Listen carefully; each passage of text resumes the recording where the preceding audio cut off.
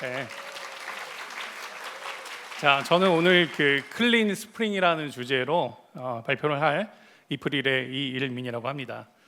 저는 호주에서 살고 있고요. 제가 호주에서 쓰는 영어 이름이 토비입니다. 그래서 제 이름을 딴 토비의 스프링이라는 책을 내기도 했고, 역시 제 이름을 딴 그 두 개의 강의를 인프런에서 출시를 해서 지금 올라와 있습니다. 혹시 관심 있는 분들은 좀 들으시면 좋을 것 같습니다.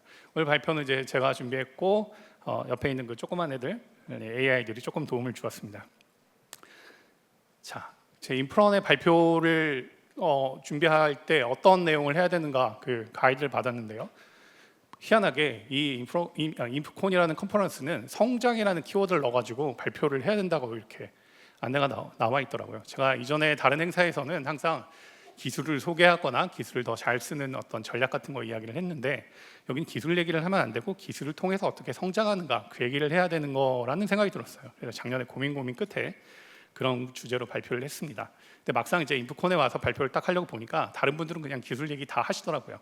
그래서 제가 당했다라고 생각했지만 너무 재밌었습니다. 그래서 올해도 기술을 통한 성장 주제로 한번 이야기를 한번 해보자라고 생각을 했는데, 그럼 어떤 키워드로 이야기를 할 것인가 이걸 좀 고민을 하다가 요즘 또 시대가 시대니만큼 AI한테 물어봤습니다. 개발자의 기술 성장과 관련된 제가 이제 키워드를 찾아야 되니까 책을 한 권 추천해달라고 했는데, 책을 추천해달라고 하니까 제일 첫 번째 나오는 게 이 클린 코드라는 책이에요. 여러분 이 책 알고 계시죠? 로버트 마틴이 쓴 클린 코드라는 책을 딱 추천해 주더라고요. 물론 이제 저는 속으로 내심 혹시 토비의 스프링 이렇게 기대를 했는데 역시 이제 외국에서 공부한 애들이 뭘 잘 모릅니다. 그래서 클린 코드, 오케이. 제가 안 그래도 이제 클린 코드라는 주제로 꽤 많은 생각을 해왔어서 이 얘기를 하고 싶었어요. 이제 클린 코드를 하자. 클린 코드 여러분 아마 이 책으로 알고 계실 거예요. 이 책 보신 분들 많이 계시죠? 로버트 마틴이 쓴 책입니다. 오른쪽에 있는 게 원서고 왼쪽이 번역서인데 2008년에 나와서 전 세계적인 베스트셀러가 된 책이죠. 한국도 마찬가지입니다.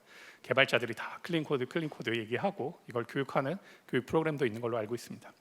그래서 그래도 요즘에는 클린 코드에 관련된 어떤 이야기들이 있는가 한번 검색을 해봐야지 라고 인터넷 검색을 해봤어요. 그랬더니 제가 정말 존경하고 좋아하는 어떤 개발자분의 유튜브 영상이 딱 뜨더라고요. 아싸 하고 제가 쫙 들어가 봤죠. 자, 어떤 분일까요? 자, 이분은 참 어마어마한 분인데 유튜브에서 개발자로서 인터뷰한 영상이 무려 130만 뷰를 자랑하는 분입니다. 이 전설적인 이 화면이 있죠. 처음에 딱 나오는. 제가 이걸 딱 보고 진짜 가슴이 막 뛰었는데 이 문구 때문에 그렇죠. 업무 시간 외에도 쉬지 않고 개인적인 공부를 하고 있고. 근데 저는 이걸 읽으니까 숨이 좀 막히더라고요. 왜 그런가 생각했더니 이렇게 읽혔어요. 숨은 쉬어도 되나? 그래서 얼마에 한 번씩 숨을 쉬어야 되는 거지? 뭐 이런 생각을 막 하고 그랬습니다. 아무튼 유명한 분이시죠. 근데 이분은 좀 특이하게 여러 가지 닉네임으로 알려져 있어요. 그래서 제가 오늘 이걸 다 공개해 드릴 테니까 여러분 앞으로 헷갈리지 마세요. 이게 다 같은 분, 한 분을 나타내는 겁니다. 바로 이분이죠. 네. 이분이 왜 향로님인가 하는 이 가운데 나온 만화책을 여러분 나중에 그 이분 블로그에서 한번 검색해 보시면 알 수 있고요. 아마 여기 계신지 모르겠는데 여기 인프콘에 다니시다 보면 만나뵐 수 있을 겁니다. 오늘은 아마 면도하고 오신 걸로 알고 있어요. 자, 이분이 그 클린 코드에 대한 이야기를 했구나. 그래서 제가 이제 기대를 하고 이걸 보기 시작했습니다. 자, 얼마나 좋은 이야기를 많이 해주실까 기대를 딱 했어요. 자, 왼쪽에 계신 우리 향로님이 이야기하는 겁니다. 클린 코드를 지향할수록, 클린 코드를 하려고 하면 할수록 점점 구현 능력이 떨어진다? 이런 생각을 해보신 적 없으세요? 이런 질문을 하는 거예요. 이거 내가 제대로 본 거 맞나? 클린 코드를 지향할수록 구현 능력이 떨어진다. 이게 초반에 이제 이런 얘기를 해가지고 뒤에서 반전을 하려고 하는구나라고 생각을 하고, 뭐 이제 길지 않습니까? 이 채널이. 그래서 제가 이제 유튜브한테 요약을 해달라고 했어요. 그랬더니 앞에 이제 중요한 두 단락을 요약을 해줬는데 이런 얘기를 하셨다는 거예요. 클린 코드와 구현 능력. 요즘 신입 및 주니어 개발자들은 클린 코드에 집중할수록 구현 능력이 떨어지는 경향이 있다. 이게 무슨 얘기지? 그리고 또 경력이 쌓여도 점점 더 많은 고민거리를 가지게 되고 구현 속도가 느려지고 결국 필요한 기능을 제때 구현 못한다. 그러니까 클린 코드라는 게 이걸 하면 구현 능력이 떨어지고 구현 속도가 떨어진다. 저는 이거 보고 이제 굉장히 충격을 받았습니다. 세상에 어떻게 내가 알던 클린 코드가 맞는가? 뭐 이런 생각을 했죠. 그래서 혹시 이 조졸도님이 클린 코드와 뭔가 안 좋은 추억이 있어서 그런 건 아닐까라고 생각해서 또 제가 존경하는 다른 선배 개발자분, 이제 한국 스프링 사용자 모임의 전 회장님이신데 C사에 계신 이분의 클린 코드와 관련해서 어떤 얘기를 했는지 딱 검색을 해봤더니 이게 딱 나오더라고요. 요즘 이력서에 클린 코드 등등이 적혀 있으면 일단 주의 딱지를 붙인다. 세상에. 클린 코드를 이력서에 적으면 물론 뭐 이제 이것 때문에 떨어뜨린다는 아니지만 일단은 이 사람은 좀 주의해야겠다라는 생각을 하신다는 거예요. 도대체 이게 어떻게 된 거죠? 그래서 갑자기 고민이 시작이 됐습니다. 클린 코드 발표해도 될까? 과연 내가 뭔가 지금 세상이 어떻게 돌아가고 있는지 모르는 거 아닐까? 그래서 다른 주제를 할까 하다가 그래도 클린 코드 한번 얘기하고 싶은데 라는 생각이 들어서 클린 코드가 아닌 척을 하자라는 생각을 했습니다. 그래서 뭐 하나 빼면 되겠지. 그래서 이렇게 한번 발표를 해볼까 생각을 했어요. 코드. 발표 주제는 코드입니다. 너무 막연하죠. 이번에는 뒤에를 빼봤어요. 클린. 이 북콘 발표 주제는 클린입니다. 뭐 더 막막한 주제죠. 그래서 고민을 하다가 제가 제일 만만하게 생각하는 거 그걸 갖다가 집어넣었어요. 뭐죠? 스프링이죠. 뭐. 그래서 이번 이북콘 제 발표 주제가 클린 스프링이 된 겁니다. 사실 제가 하고 싶었던 얘기는 클린 스프링 코드예요. 스프링도 코드로 어차피 만들 거니까. 사실은 클린 코드 얘기를 좀 더 많이 하게 될 것 같습니다. 이제 지금 속으로 이제 당했다라고 생각하시는 분이 계실지 모르겠는데 어쨌건 자 클린 코드 얘기를 한번 해볼게요. 클린 코드란 말은 누가 제일 처음 했을까요? 사실 잘 모르죠. 근데 제가 공개적으로 제가 알고 있는 최초의 클린 코드란 말은 저는 이 책에서 봤습니다. 아까 로버트 마틴이 쓴 클린 코드라는 책은 2008년에 나왔죠. 2002년에 켄트백이라는 분이 쓴 여러분 그 TDD에 관심 있으면 아마 이분에 대해서 잘 아실 텐데 테스트 드리븐 디벨롭먼트 바이 example 혹은 테스트 주도 개발이라는 번역서 이름으로 잘 알려진 이 책의 저자분이 이 TDD 책을 쓰면서 그 책의 서문의 첫 문장을 이렇게 시작을 해요. 작동하는 깔끔한 코드. 론 제프리지의 핵심을 찌른 이 한마디가 바로 테스트 주도 개발의 궁극적인 목표다. 지금 이 TDD 책을 읽고 있는데 시작이 뭐냐면 첫 문장이 Clean Code That Works예요. 근데 저는 이걸 보고 너무 가슴이 뛰었어요. TDD를 하면 내가 클린 코드를 만들 수 있구나. 그런데 이 클린 코드는 작동하는 코드여야 된다는 거죠. 그래서 그때부터 저는 클린 코드를 들을 때마다 항상 이 내용을, 이 문장을 생각하면서 들었어요. 한 번도 저는 이 뒷부분이 빠진 클린 코드라는 개념을 생각해 본 적이 없었거든요. 그런데 왜 향로님은 왜 이런 이야기를 할까? 클린 코드인데 구현이 안 되고 구현이 느리고 뭔가 작동하지 않는 클린 코드라는 이런 이야기를 하는 것 같다는 느낌이 들었어요. 그래서 요즘에 도대체 어떤 이야기들이 들리길래 이런 말씀을 하시나요? 라고 제가 물어봤는데 이런 얘기들이 나옵니다.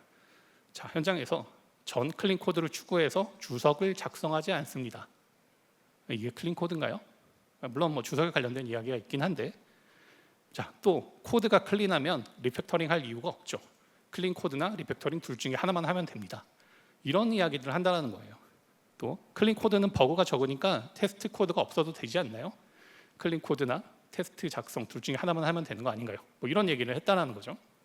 그리고 클린 코드를 작성에 대해서 일정을 지킬 수 없습니다. 이런 걸 이제 전체 회의 시간에 당당하게 이야기하시는 분들이 있다는 거죠. 뭔가 새삼스러웠나요?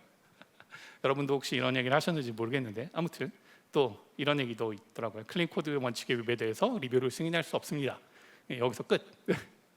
자, 이런 이야기들이 계속 나오는 걸 보면서 뭔가 클린 코드에 대해서 사람들이 크게 오해를 하고 있구나. 그리고 그 오해한 그런 클린 코드에 대한 이해를 가지고 이런 이야기들이 나오니까 사람들이 클린 코드를 코드 결벽증 내지는 단순하게 그냥 원칙만 강제로 추구하는 원칙 지향 개발이라고 생각한다라는 이제 그런 느낌을 받았어요. 다시 이제 클린 코드에 대해서 생각을 해봤습니다. 클린 코드라는 책에서 강조하는 거는 다음에 4가지로 이제 압축을 할 수 있을 것 같아요. 첫 번째는 읽기 좋은 코드, 이해하기 좋은 코드, 확장하기 좋은 코드, 그리고 유지보수하기 좋은 코드를 작성해라라는 거죠. 근데 이 사실 위에 3가지는 마지막 유지보수하기 좋은 코드라는 거에 다 저는 포괄된다고 생각해요. 그래서 결국 클린 코드는 적어도 표면적인 그 내용을 따라가면 다음 한마디로 압축할 수 있다고 생각합니다. 바로 유지보수성이죠. 우리가 유지보수라고 하면 프로젝트가 다 끝나고 시스템이 다 오픈하고 그 이후에 뭔가를 하는 거라고 생각하지만 유지보수는 사실 매일매일 매 순간 일어나거든요. 내가 아침에 작성한 코드를 오후에 다시 보면서 그거를 보고 이해하고 그거를 확장하고 거기에 기능을 추가하고 그걸 사용하는 그런 코드를 만드는 거. 이거를 우리가 끊임없이 합니다. 내가 작성한 코드를 다른 개발자가 받아서 이용하고 역시 수정하고 변경하고 하는 등의 작업을 하죠. 그러기 위해서 이해가 필요하고 잘 읽히는 코드여야 되고 확장이 가능한 코드여야 된다는 거죠. 저는 클린 코드는 결국 유지 보수성을 추구하는 그런 원칙이 아닌가 이렇게 생각을 했어요. 이와 되게 유사한 이야기를 제가 또 어디서 봤냐면 클린 아키텍처라는 책에서 봤습니다. 요건 이제 로버트 마틴이 쓴 책 말고 아마 이 책 보신 분들도 많이 계실 것 같은데 톰 홈벅스라고 지금 이제 아틀라시안에 계신 분인데 이분이 만들면서 배우는 클린 아키텍처라는 굉장히 실용적인 예제가 많이 담긴 그런 책이 있는데 이 안에서 이 책에 이제 2판 아직 2판은 번역이 안 된 걸로 알고 있는데요. 2판의 1장에서 어떤 얘기를 하냐면 이런 얘기를 합니다. 자, 품질에 관한 소프트웨어 품질에 관한 요구 사항들이 있어요. 그러니까 이건 이제 비기능적인 요구 사항이죠. 기능을 요걸 만들어라 이게 아니라 이런 품질을 추구해야 된다는 요구 사항인데 그 중에서 유지 보수성은 매우 특별하다라고 이야기합니다. 그래서 왜 이게 특별하냐면 이게 나머지 품질과 관련된 모든 지표들을 다 포괄하고 있다라고 이야기해요. 그래서 유지 보수하기 좋은 코드는 확장하기 좋고 안전하고 신뢰할 수 있고 좋은 성능으로 발전시킬 수 있고 상호 호환성이 뛰어나서 변경하기 쉽다. 그래서 유지 보수성은 코드의 변경 가능성과 동의어 뭐 이런 식으로 이제 설명을 합니다. 그래서 유지 보수성이 뛰어난 아키텍처를 만들고 코드를 막 작성하면 처음에는 조금 더 시간이 걸리지만 시간이 지날수록 급격하게 느려지는 그런 걸 고려하지 않고 만든 그런 코드에 비해서 훨씬 더 빠르고 안정적인 개발이 가능하다 이제 이런 설명을 하는 책이죠. 자, 클린 코드를 하면 구현 능력과 속도가 떨어진다. 사실 이건 이제 뭐에 대한 이야기냐면 저는 생산성에 관련된 이야기라고 봐요. 생산성이 떨어진다라고 이야기하는 거죠. 자, 유지 보수하기 좋은 클린 코드는 개발 생산성이 떨어지나요? 그렇게 생각하십니까? 자, 저는 개발 생산성과 유지 보수성은 서로 배타적이거나 대치하는 개념이 아니라고 생각해요. 근데 왜 클린 코드를 하면 구현 능력과 속도가 떨어진다라고 할까? 이런 생각을 해봤어요. 자, 우리가 만드는 코드는 유지 보수성이라는 뭔가 추구해야 될 목표가 있고 생산성이라는 목표가 있는데 이 두 가지 양쪽 중간에서 어느 한쪽을 더 추구하면 다른 쪽이 약해지는 그런 특성을 가진 코드라고 생각하기 쉽단 말이죠. 실제로 그렇게 경험을 합니다. 만약에 내가 유지 보수성을 극단적으로 추구하다 보면 생산성이 매우 떨어지게 되죠. 물론 이제 이런 경우가 있어요. 실제로 이제 저도 주변에서 경험한 건데 가장 클린하고 유연하고 확장성이 좋고 깔끔하며 어떤 변화에도 대응할 수 있는 회원 가입 기능을 6개월 동안 개발하겠습니다. 우린 쇼핑몰 개발하는데 뭐 이런 거죠. 뭐 6개월은 좀 오버하라고 하면 정말 이걸 한 달 정도 개발하는 개발팀은 정말 많이 봤거든요. 그래서 지금 회원 가입 기능을 거의 구글 수준으로 만들어야 되겠다. 여기에 왜 집착을 하는 거지? 그런 생각이 들기 시작을 했어요. 반대로 자, 우리는 스타트업이고 우리는 경쟁사가 있어서 빨리 우리 제품을 출시해야 되니까 생산성이 무조건 제일 중요해. 뭐 코드 품질, 뭐 무슨 클린 코드 이런 거 다 집어쳐.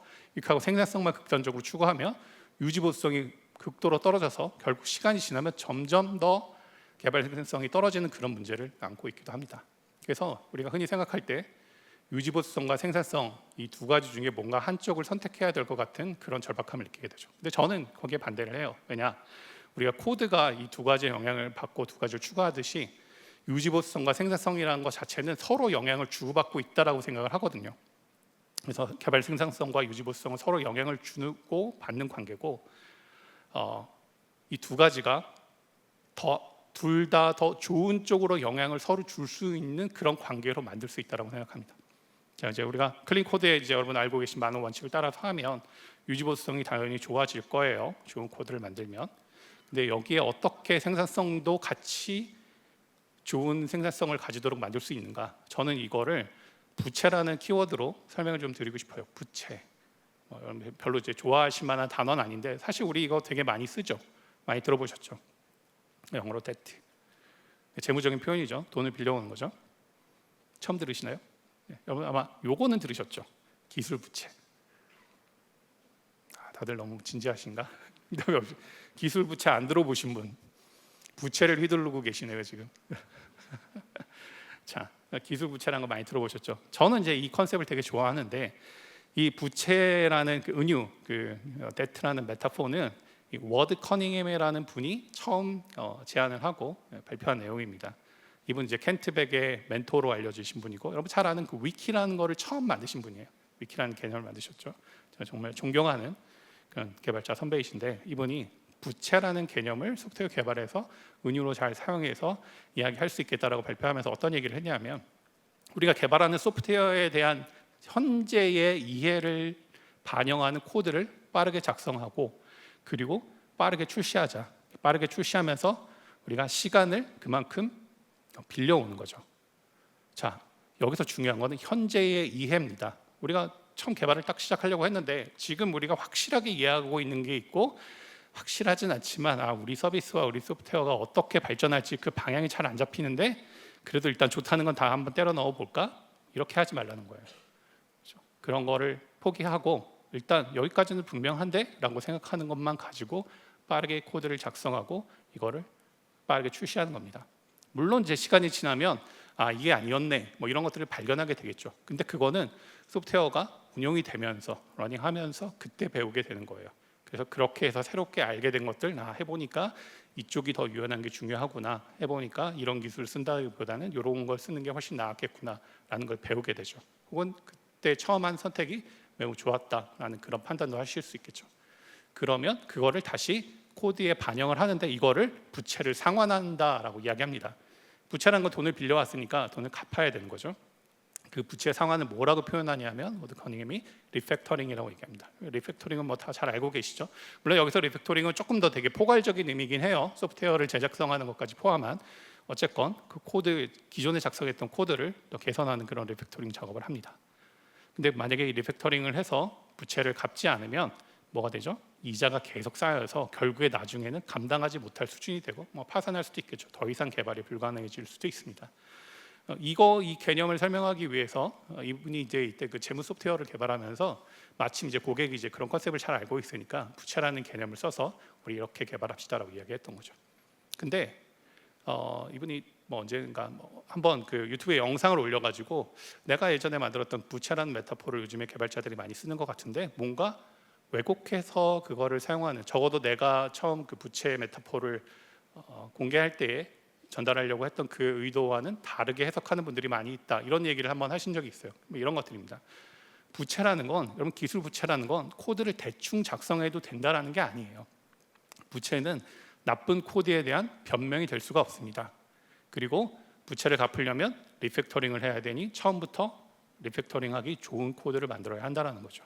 다만 우리가 소프트웨어가 어떻게 발전해 나갈지를 지금은 다 알 수 없으니 현재 우리가 알고 있는 그 이해를 바탕으로 일단 코드를 빠르게 만들고 이거를 가지고 빨리 출시를 하고 그 다음에 리팩터링을 하는 이 순환을 거쳐야 된다는 얘기죠. 그래서 이 부채라는 개념이 지속적으로 효과를 발휘하려면 리팩터링, 부채 상환이 동력이 돼야 됩니다. 제가 이제 이 이야기를 떠올려서 클린 코드가 추구하는 적어도 겉으로 보이는 유지보수성과 클린 코드가 뭔가 배척하는 것 같은 생산성의 그 괴리를 어떻게 해결할 수 있을까에 대해서 한번 생각을 해봤어요. 자, 클린 코드는 유지보수성이 좋은 코드를 만든다고 했죠. 그 유지보수성이 좋은 코드는 변경 가능성이 좋다라고 했죠. 변경 가능성이 좋으면 어떻게 하면 됩니까? 빠르게 변경할 수 있죠. 빠르게 변경되는 코드는 뭐라고 얘기할 수 있죠? 개발 생산성이 좋다라고 이야기할 수 있습니다. 그렇죠? 그리고 이 코드를 다시 어떻게 해야 돼요? 다시 유지보수성이 좋은 코드로 만들어야 됩니다. 자, 이 유지보수성이 좋은 코드로 만들 때 하는 작업이 뭐죠? 이게 바로 방금 말씀드렸던 리팩터링이죠. 저는 이거를 클린 코드 선순환이라고 이야기하고 싶어요. 클린 코드는 결국은 유지보수성과 생산성 두 가지를 다 추구할 수 있도록 하는 그런 가장 출발점이 되는 거라고 생각을 하거든요. 저는 이 두 가지를 묶어서 클린 코드라고 이야기하고 싶어요. 그래서 리팩터링이 적절하게 들어가진다면, 처음부터 유지보수성이 좋고 리팩터링하기 좋은 코드를 만든다면, 그러면 빠르게 개발할 수 있고 개발 생산성을 올리면서 리팩터링을 통해서 지속적으로 유지보수성이 좋은 코드를 유지할 수 있게 되는 거죠. 제가 이제 이 그림을 딱 그리고 나서 이거 괜찮은데, 굉장히 좋은 아이디어를 생각했네라고 생각했는데, 그리고 나서 이제 제가 그 다른 분의 그 강의랑 이런 거 좀 뒤져보다가 이 비슷한 얘기를 10년 전에 이미 그 조영호님이 발표한 슬라이드에서 이렇게 보여주신 적이 있더라고요. 4시부터 발표하시죠 아마. 거기에 이제 이런 그림이 있었습니다. 리팩터링을 이분 이제 설명하셨는데 변경이 발생할 때마다 리팩토링을 통해서 변경하기 쉬운 코드로 만들고, 그러면 또 요구사항을 빠르게 변경할 수 있고, 리팩토링을 통한 이 선순환 구조에 대한 이 그림을, 이건 이제 클린 코드 얘기는 아니었지만 같은 아이디어구나라는 생각이 들었어요. 그래서 저는 이 두 가지를 다 잘 추구할 수 있다고 생각합니다. 그런데 문제는 있어요. 뭐냐면은 저 사이클로 일단 잘 진입을 해서 계속 선순환이 일어나면 괜찮은데 시작이 문제예요. 그럼 시작을 어떻게 할 건가? 왜냐하면 시작하면서 거기서부터 대부분 다 어우러지거든요. 저기 들어가기 위한 충분한 좋은 시작을 못하고 처음부터 뭔가 요즘에 뭐 유행하는 뭐 DDD도 넣어야 되고 뭐도 해야 되고 이건 이렇게 해야 되는 거 아닌가? 내가 지난주에 인프런에서 이런 강의를 봤는데 거기서 하라는 거 한번 다 때려 넣고 싶어. 막 이렇게 하다가 보면 시작부터 이제 헤매기 시작하는 거죠. 결국 이제 클린 코드도 못하고 빠르게 생산성을 높이는 것도 잘 못하는 그런 안 좋은 순환이 될 수도 있습니다. 그래서 시작에 대한 간단한 이제 제가 제안을 좀 드리고 싶어요. 개발 시작은 일단 빠르고 간단하게 해야 됩니다. 여러분이 이미 익숙한 기술로 시작하면서 여러분 잘 모르는 기술을 처음부터 쓰지 마세요. 뭐 충분히 준비를 했다면 모를까? 그게 아니면 익숙한 기술로 시작하시고 그다음에 핵심 기능에 집중하세요. 그리고 동작하는 코드를 만들어야 됩니다. 막 클린하게 막 엄청 멋있는 막 모델링을 하고 설계를 했는데 하나도 동작을 안 해요. 그렇게 시작을 하시면 안 되는 거죠. 그리고 여러분이 생각할 때 이보다 더 단순할 수 없다는 가장 단순한 코드로 시작을 하시는 겁니다. 그리고 마지막으로 리팩터링하기 좋은 코드로 만드셔야 돼요. 이 5가지를 잘 지켜서 시작을 한다면 여러분이 어렵지 않게 앞에서 보여드린 그 클린 코드 선순환에 들어갈 수 있다고 생각합니다. 여러분이 일부 기능을 완벽하게 만드는 걸로 시작하지 마세요. 여기다가 우리가 쓰려고 했던 모든 기능을 여기다가 뭐 무슨 막 로드 밸런서도 걸고 막 시스템이 계속 트래픽이 많이 올라가면 대용량 트래픽이 오면 이것도 커버하고 막 캐시도 걸고 온갖 거를 다 해가지고 쿠버네티스까지 배포하는 것까지 다 해가지고 회원 가입 기능을 만드는데 시간 쓰지 마시란 말이에요. 그렇죠? 여러분 생각하는 그 도메인의 그 만드는 제품의 가장 핵심에 집중해서 빠르게 일단 만들어서 시작할 수 있게. 그것도 중요한 게 동작하는 코드를 만들어내야 됩니다. 물론 이제 여러분이 생각하는 기술을 검증하기 위해서 요즘 얘기하는 그 버티컬 슬라이스 같은 걸 한 번쯤 만들어서 검토할 수 있어요. 이건 좀 다른 주제니까 다르게 한번 얘기를 해볼게요.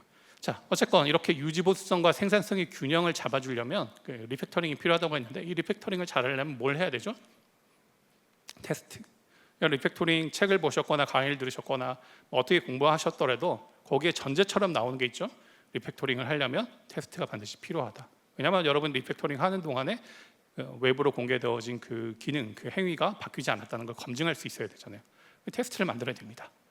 테스트를 만들어야 되는데 그러면 또 이 얘기가 나오는 거예요. 그럼 또 개발바닥 뭐 이런 데서 그런데 요즘에 테스트를 작성을 하는데 테스트를 작성할수록 구현 능력과 구현 속도가 또 떨어지고 뭐 이런 이야기가 나올 수 있죠. 근데 저는 이거 되게 심각하게 좀 생각을 하고 있거든요. 왜냐하면 저한테 이거를 상담하신 분이 제법 많이 있었어요. 나 클린 코드 공부하고 뭐 테스트 공부하고 열심히 준비해서 회사에 들어가서 테스트를 만들었더니 혼났어요라고 얘기하는 거죠. 지금 이거 기능 만들기도 바쁜데 네가 테스트 하느라고 시간을 다 잡아먹어? 테스트 만들지 마. 그런 얘기를 들었다는 얘기도 들었습니다. 자, 이게 이제 보통 그 뭐 TDD 테스팅 뭐 이런 거를 홍보하시는 분들이 보여주는 전형적인 그래프예요. 아까 이제 나왔던 그 그래프하고 유사한데 점선이 이제 테스트를 만들면서 점진적으로 이제 시간이 계속 지나더라도 개발 시간이 급격하게 늘어나지 않고 선형적으로 이렇게 늘어난 그런 그래프죠.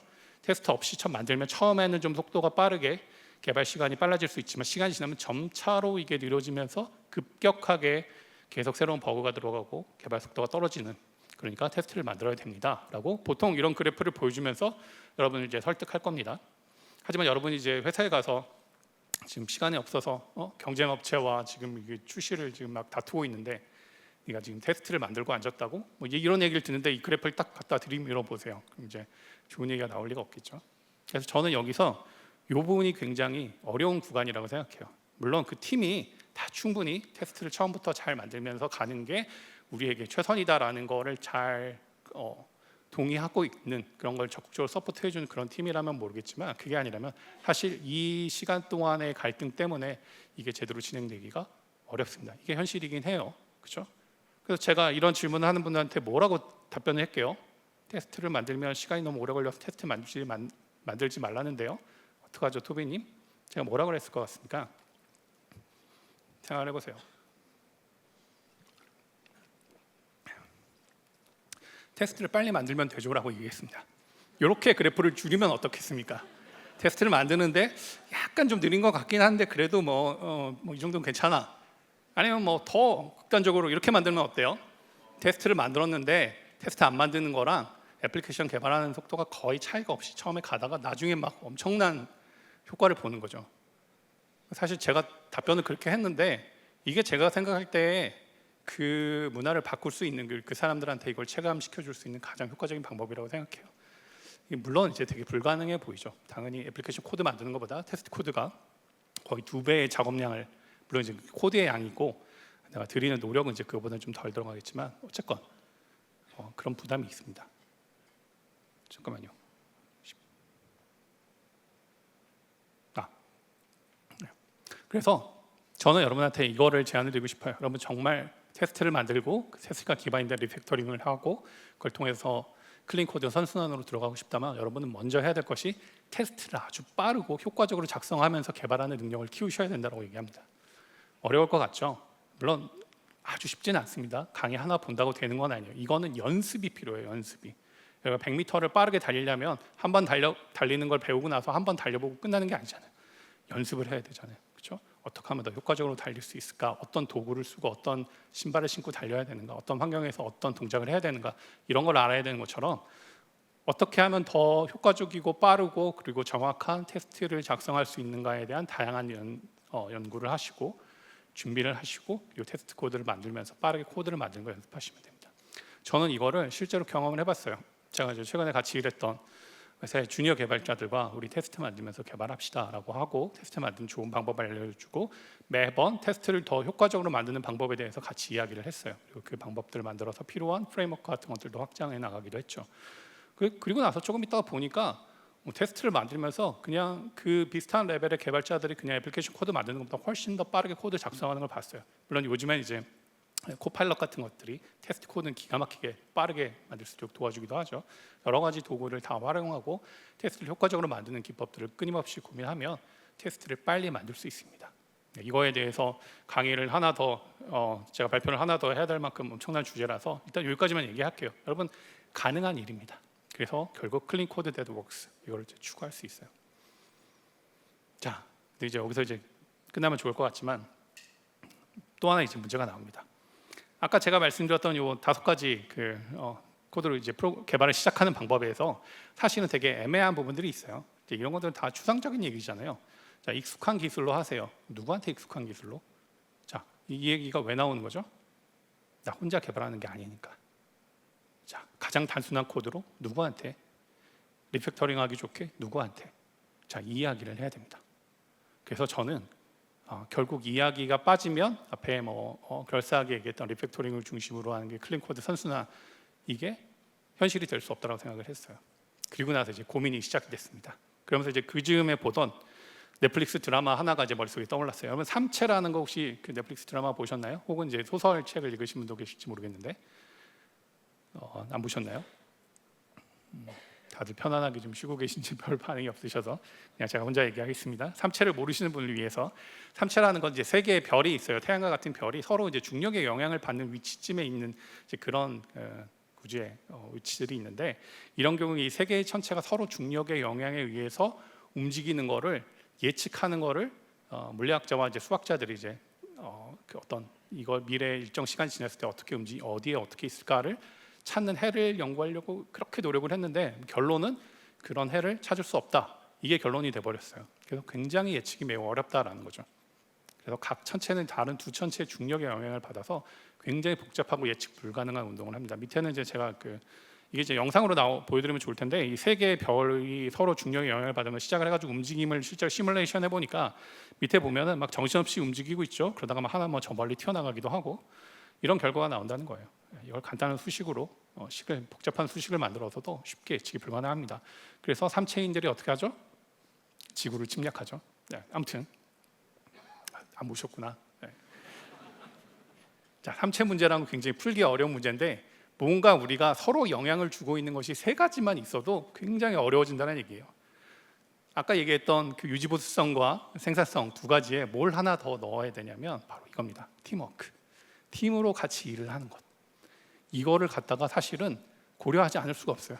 그리고 나서 봤더니 이 코드를 다루는 문제는 결국은 삼치 문제가 돼버렸어요. 유지보수성, 생산성, 팀워크가 서로 영향을 줍니다. 생각해 보세요. 여러분 혼자 개발하면서 유지보수성과 생산성이 아주 완벽하게 조화를 이루며 개발을 하고 있었는데 개발자가 한 명 더 들어왔어요. 나와 달라요. 네, 경험도 다르고 좋아하는 것도 다르고.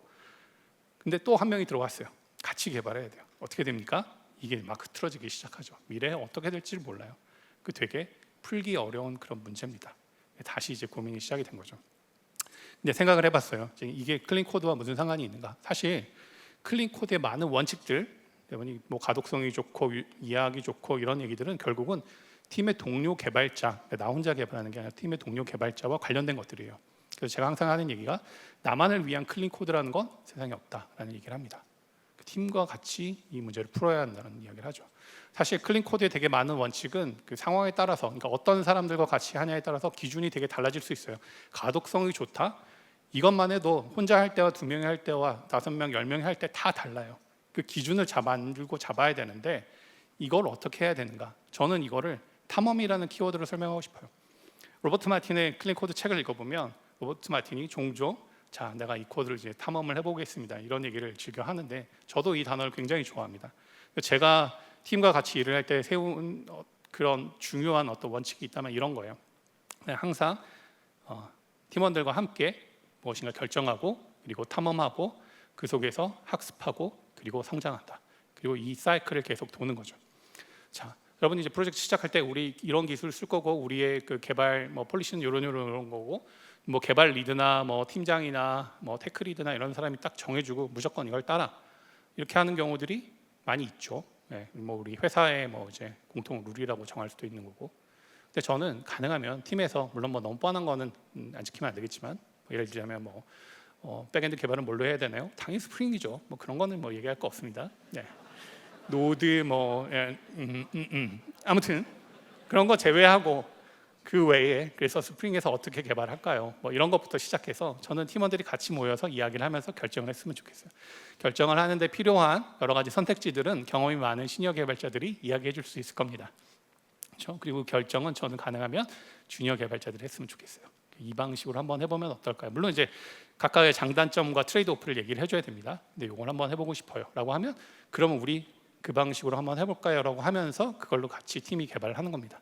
저는 이걸 탐험하는 과정이라고 생각해요. 저도 많은 경험이 있었지만 또 새로운 사람들과 다양한 경험과 경력을 가진 사람들과 또 새로운 일을 하면 이거 매번 새로운 경험이라고 느껴지거든요. 탐험을 해봅니다. 일주일이 지나고 2주일이 지나고 한 달이 지난 다음에 돌이켜보는 거죠. 우리 그때 이렇게 결정했는데 그렇게 개발해보니까 어떻던가요? 우리가 아직 생각하지 못했던 방식으로 요구사항이 또 나오고 시스템이 계속 발전해 나가고 있는데 그게 도움이 됐나요? 계속 이렇게 하는 게 좋을까요? 아니면 요거는 잘못된 선택이니 다른 방법을 한번 또 찾아볼까요? 이야기하는 거죠. 그리고 그 속에서 저는 팀원들이 다 배웠으면 좋겠어요. 무엇인가를 학습하는 거죠. 함께 팀으로. 그리고 그렇게 성장하는 겁니다. 그러면서 또 새로운 결정을 내리는 거죠. 저는 이 과정이 팀으로서 클린 코드의 선순환 속에서 일을 하는데 굉장히 중요하다고 생각을 하고 이걸 좀 제안해 드리고 싶어요. 자, 함께 탐험하는 걸 즐거워하는 팀이었으면 좋겠어요. 내가 옛날에 해봐서 아는데 이렇게 해야 돼 이런 얘기는 안 하셨으면 좋겠습니다. 뭐 여기 이제 초급 주니어용 발표니까 시니어 개발자들은 없는 걸로 알고 있지만 혹시 있다면 함께 탐험하는 걸 즐거워하셨으면 좋겠습니다.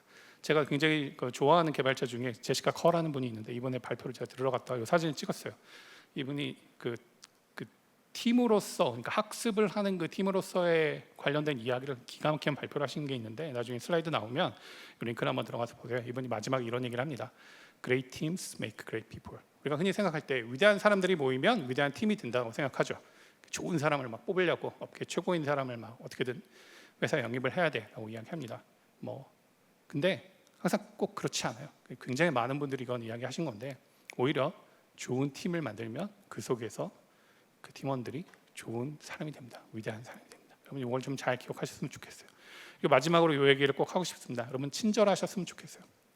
제가 흔히 하는 얘기가 우리 교양 있는 개발자가 됩시다 이런 얘기를 합니다. 이제 교양 그러면 이제 여러분 이제 주말 드라마에서 뭐 교양이 없는 것들 뭐 이러면서 이제 얘기하는 거 뭐 이런 걸 떠올리실지 모르겠는데, 제가 생각하는 교양이란 건 이겁니다.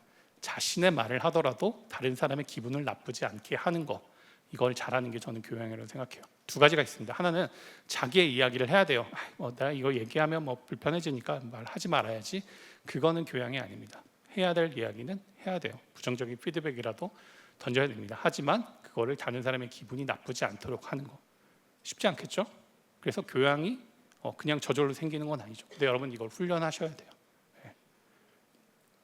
그래서 저는 항상 함께 코드를 작성하고 읽고 변경할 동료 개발자들한테 친절한 코드를 만들었으면 좋겠습니다. 야, 코드를 뭐 친절하게 작성하는 뭐 그런 게 있어? 라고 하실지 모르겠는데 저는 있다고 생각해요. 친절한 코드는 그것이 읽힙니다. 그래서 여러분 항상 친절하세요. 그리고 이걸 동료에게, 그리고 자기 자신에게도 그러셨으면 좋겠어요. 동료들한테는 정말 친절한데 자신한테는 너무 가혹한 분들도 있어요.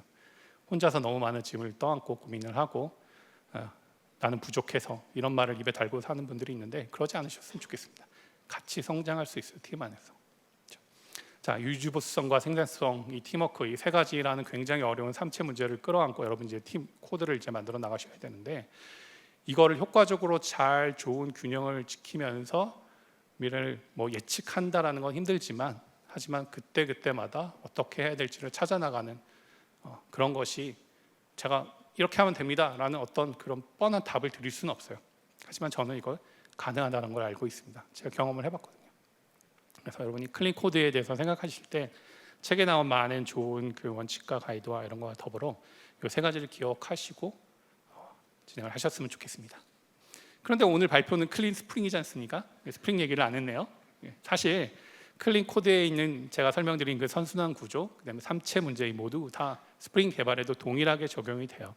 그렇게 하시면 됩니다. 근데 또 이런 문제 너무 재미없으니까 제가 스프링 개발에 관련해서 항상 지키는 원칙들 몇 가지만 좀 잠깐 설명을 드릴게요. 첫째는 스프링은 우리가 오브젝트에 관심을 가지게 합니다. 오브젝트와 다른 오브젝트의 관계가 어떻게 되는가. 우리 보통 이제 클래스, 인터페이스 이제 이런 거에만 집중하죠. 근데 실제로 서버 안에서 실체화되는 인스턴스로 만들어지는 그 오브젝트들이 뭐가 있고, 얘네들이 서로 어떤 연관관계를 맺고 움직이고 있고, 누가 언제 어떻게 변경이 될 것인가, 이런 것들을 잘 구상하면서 개발을 하셔야 됩니다. 이게 되게 중요하고요. 그다음에 특히 요즘에 이제 부트 사용하시잖아요, 여러분. 자동 구성 정보, YML, 프로퍼티스 파일, 이거 막 시간이 지나면 진짜 나중에는 정말 감당 안 되는 수준으로 막 여기서 검색해가지고 이거 좋은 이런 설정이 있습니다. 막 갖다 붙여넣었더니 막 갑자기 프로젝트 깨지고 막 이상한 현상도 일어나죠. 그래서 스프링은 결국은 구성 정보와 이거에 의해서 만들어지는 그 애플리케이션 코드 두 가지로 이제 이루어져 있는데, 구성 정보를 어떻게 클린하게 가져갈 것인가, 이 부분을 잘 여러분이 고민하셔야 됩니다. 이건 이제 그 모 개발자의 그 스프링 부트 강의를 보면 잘 설명한다고 알려져 있습니다. 네. 그리고 이제 헥사고널 아키텍처. 저는 헥사고널 아키텍처 되게 좋아하고요. 저는 스프링이 이제 처음 나온 그 기원이 된 그 책에 처음에 개발자들한테 들려드렸던 그 조언이 있는데, 거기서부터 이미 스프링 거의 처음부터 헥사고널 아키텍처를 적극적으로 지지하는 그런 프레임워크라고 생각을 해요.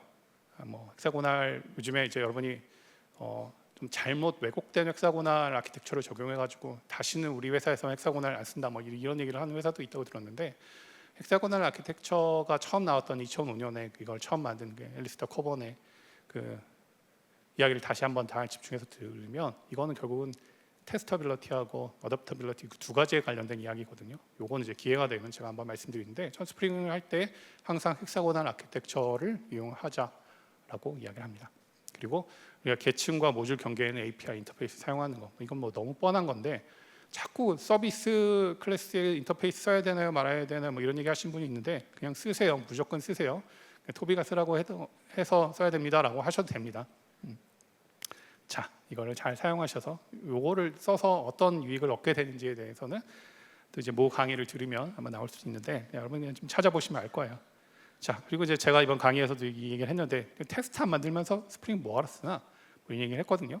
이제 스프링 가치의 절반은 테스트가 아닌가 뭐 이런 생각을 했던 적도 있는데, 뭐 그 정도까지는 아니겠지만 정말 스프링만큼 백엔드 개발자들한테 테스트의 중요성을 알려주고 테스트를 편하게 작성할 수 있도록 굉장히 많은 도구를 제공해 주는 프레임워크도 없습니다. 테스트 작성하세요. 예. 그리고 마지막으로 이제 결론적으로 제일 중요한 거 이겁니다. 오늘 사실 이 얘기가 하고 싶었는데 데이터베이스 테스트 할 때는 트랜잭셔널 롤백을 이용하셔야 됩니다. 롤백 테스트. 요 이제 그 밑에 보면 제가 링크가 2개 있는데 좌측에는 그 조졸드라는 분이 쓴 뭐 이제 블로그에 뭐 이거 쓰지 말자 뭐 이런 얘기가 있고요. 오른쪽에는 이제 오늘 아침에 여기서 발표하신 그 김재민님의 그 유튜브 영상인데 트랜잭셔널 쓰지 말자 뭐 이런 얘기가 있는데 여러분 클린 스프링에서는 트랜잭셔널 테스트를 사용하셔야 됩니다. 알았죠? 요것만 그냥 잘 기억하시면 됩니다. 물론 이제 자세한 내용은 이 두 분의 글과 제가 이제 거기에 대해서 이제 반박한 블로그 글도 있는데 이런 걸 읽어보시면 도움이 될 겁니다. 두 분 한 분은 여기 계신 걸로 알고 있는데 다른 분은 안 계신가? 모르겠네요. 자, 그래서 사실은 앞에서 말씀드렸던 이 클린 코드라는 선순환을 통해서 스프링 애플리케이션 개발하는 거를 저는 이제 많은 분들한테 좀 알려드리고 싶은데 그래서 고민을 하다가 토비의 클린 스프링이라는 그런 강의 시리즈를 준비할 결심을 했습니다. 그래서 원래는 이제 로드맵을 만들어서 이제 오늘 짠 공개를 하려고 했는데 아직도 이제 그 시리즈 순서를 조금 고민하고 있어서 아마 첫 강의는 헥사고널 아키텍처와 도메인 오브젝트를 이용해서 개발 시작하기. 그게 아까 처음에 말씀드렸던 빠르게 개발 시작하는 그 방법을 적용하면서 이걸 할 수 있어요. 네. 이런 것들에 대한 이야기를 갑자기 강의 홍보하는 시간이 돼버렸는데 어쨌건 뭐 궁금해하시면 강의가 이제 올 가을부터 나올 거니까 관심을 가지고 보셨으면 좋겠습니다. 자, 마지막으로 제가 정말 존경하는 마이클 페더스라는 분의 클린 코드에 대한 이 유명한 이야기를 한번 들려드리고 싶어요. 여러분 그 페이스북에 보면 요 케어하는 이 아이콘 알고 계시죠? 저는 이 케어라는 단어를 굉장히 좋아합니다. 예, 이분 이제 클린 코드에 대해서 이런 얘기를 했어요. 영어는 어려우니까 번역을 해보면 이렇습니다. 클린 코드는 항상 코드에 관심을 가지고 보살피는, 제가 케어라는 단어를 이렇게 번역을 했는데 코드에 관심을 가지고 이거를 보살피는 사람이 작성한 것처럼 보인다.